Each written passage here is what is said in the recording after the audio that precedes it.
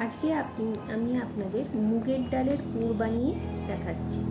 এর জন্য আপনাদের যা যা লাগবে আমি ক্যাপশনে দিয়ে দিয়েছি। আপনি শুকনো খোলায় আগে আপনাকে মুগের ডালটা ভেজে নেবেন। ভেজে নিয়ে কড়াতেই আপনি জল দিয়ে মুগের ডালটা ধুয়ে নেবেন। ধুয়ে নিয়ে এই ডালটাকে আপনাকে সেদ্ধ করে নিতে হবে।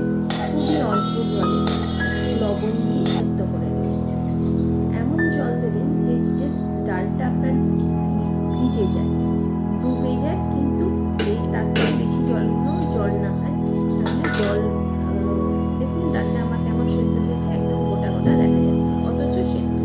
এবার কড়াই আমি তেল দিলাম। তেল দিয়ে অল্প গোটা জিরে দেব। জিরে দিয়ে আদা কুচি আর লঙ্কা কুচি দিয়ে